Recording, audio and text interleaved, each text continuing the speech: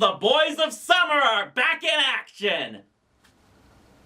But it means this is also a good time to finally take a look at another show I've had my eyes on for a long time. Another classic example of taking a big screen blast and turning it into a small screen strikeout. A League of Their Own was a 1992 docudrama about the Professional Women's Baseball League founded during World War II. More than just any sports movie, and not a straight-up comedy or drama in the terms we view them as today, it tackled issues of family and jealousy and the need to prove that you can succeed as your own person. With its all-star cast, pun intended, and some of the most memorable lines in cinema, not just in sports movies, it may have been the magnum opus for Penny Marshall as a director. And it was apparently enough of a hit with not just moviegoers, but studio brass. As less than a year after it premiered, a follow-up TV series debuted on CBS. Because rushing your prospects always turns out well in the big leagues. Was there a good reason this show crashed and burned and has become one of the most forgotten shows of all time? It's time to step up to the plate and find out why, with the TV series, A League of Their Own. The pilot episode opens in the middle of the next season for the Rockford Peaches, and star pitcher Kit Keller is struggling to get the last out of this game. Wasn't Kit traded to the Racine Bells in the movie? Anyway, her new catcher, and we'll get to that in a bit, is their former right fielder Evelyn Gardner. Yep. Her, who is as wishy-washy as ever and is scared about calling the wrong pitch. And sure enough, it ends up costing them the game. Up the alley in left center. Two runs are gonna score and the Peaches will trail. Yeah, you ain't giving Johnny Bench a run for his money there, Evelyn. And by now, anyone who watched the movie has surely noticed that they don't recognize anyone. Not that it shouldn't have been expected, but the only actors from the film that made it to the TV show full-time were Megan Cavanaugh and Tracy Reiner. Though Jon Lovitz and Gary Marshall do come back for one or two episodes, particularly the pilot. What was that last pitch? No, you don't! What's Jimmy Dugan's most important role? There's no crying in baseball! Right! Okay, we got that line in! Now, no one can doubt that this show is based off of the movie! All the players agree that the main reason they're losing now is no longer having their old catcher, Kit's sister, Dottie Henson, who was basically the female Roy Hobbs. Because of this, and with attendance declining, Lovitz's character, Ernie Capadino, is pressured to go and bring Dottie back. And just by pure luck, Dottie's husband, the main reason she quit the game, got called back to active army duty, and thus she's been stuck back at the farm taking care of her parents. So when Ernie shows up on the farm again, it actually doesn't take much to convince her. No, I heard you needed a catcher. No, not unless we want to win. What are you doing here? I came to play ball. For us? Yeah.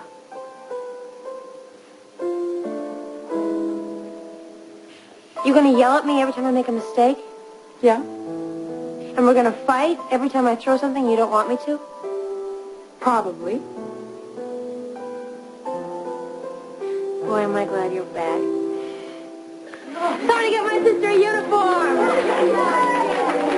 And with that, we almost certainly have the #1 reason any huge fan of this movie wanted to take a Louisville Slugger to their TV set upon seeing this pilot. See, much of the dramatic tension within the film was centered around the sibling rivalry between Dottie and Kit. Kit could never get over the fact that Dottie was better than her at everything, especially baseball. She was tired of always being compared to Dottie, and was frustrated with Dottie always looking over her shoulder. This all came to a head when Kit was traded to Racine, hers and Dottie's teams faced each other in the World Series, and Kit finally beat Dottie in the final game. But even after that, Dottie walked away from the game thinking that Kit still in a big way hated her, and thus the two never spoke again until they finally saw each other at the league's official enshrinement in the Baseball Hall of Fame, finally being able to bury the hatchet between the two of them. So, for this series, they completely undo the two most important moments from that movie toward creating that touching ending to it. Can you imagine that happening in any other adaptation? I mean, imagine if, say, they did a TV show on Spaceballs and completely retconned Lone Star and Vespa's marriage. Oh, wait.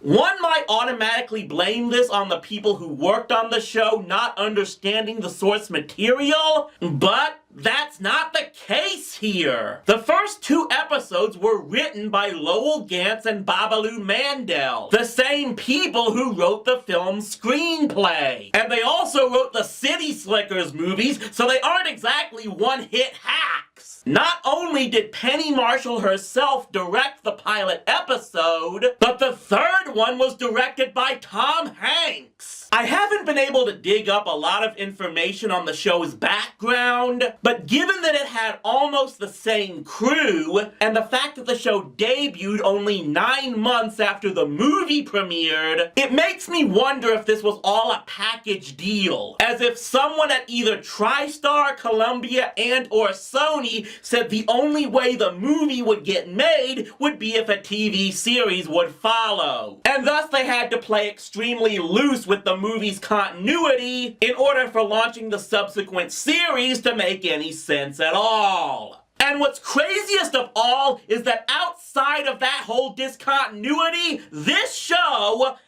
actually wasn't really that bad. I know! I went into this thing expecting it to be one of the worst adaptations ever made, but upon watching it, it's a lot better than it gets credit for. And a big reason is that the cast they did assemble actually does a pretty decent job. Look, I get it. Sam McMurray is not Tom Hanks. Carrie Lowell is not Gina Davis. Christine Elise is not Lori Petty. And Wendy McKenna is not Madonna. But it's pretty clear that their replacements didn't view this thing as just getting a paycheck, and you can't say anyone was mailing in their performances here. You didn't just give away the ending to Casablanca, did you? Well, yeah. I haven't seen that. How could you do that to me? Have you seen For Whom the Bell Tolls? No. He dies. Have you seen A Song of Bernadette? No. She dies. My God, it's like these writers predicted the future of the internet. Now, there isn't a lot of interaction between Dottie and Kit in the series, but that's not necessarily a bad thing. A lot of time is spent on the other members of the Rockford team, and it presented the opportunity to expand on their characters. At least for the very few handful of episodes that got made. One episode was about Dottie having to accept that when you're a star, people are only going to love you as much as your last performance. Which is sadly a message that still rings true in sports and entertainment to this day. Back on the farm, they never booed me when I milked a cow. They never cheered either. Another focused on the widow Betty going up against May in a dance marathon that was mainly about the former needing to do something to feel good again after her husband died in the war, along with showing off how much all the girls did support one another. Your prize money. What are you talking about? You won it fair and square. Yeah, sure, May. There might have been the opportunity for other characters to have their own episodes if those episodes had gotten a chance to even get made. Only 6 episodes got produced, with only 5 of them making it on the air, the final 2 actually getting pushed back to August of '93 after the first 3 had aired in April. And consider, this was the last year that CBS actually aired Major League Baseball. So there could have been a good opportunity for cross-promotion. But by the time the actual World Series aired that year, it's pretty clear the show had been granted its unconditional release. So yeah, A League of Their Own struck out as a TV series. But at least they went down swinging?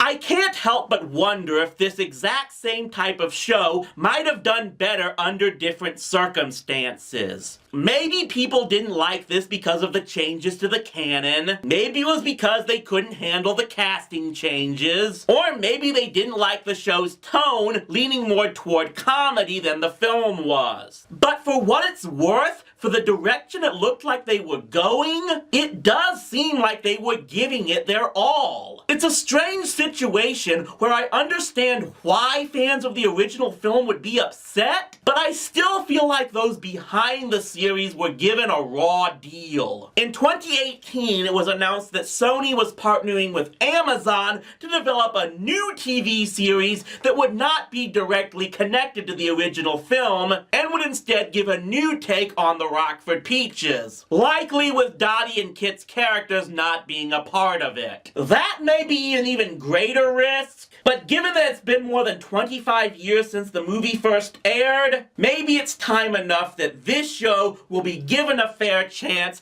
and not unjustly compared to the movie like Kit was compared to her big sister in said movie. Maybe a chance to give a fresh take on the history of women's baseball might now finally get the chance to shine like it truly deserves. At least there's probably a better chance of that happening than the Rangers making the World Series. See you next time on TV Trash.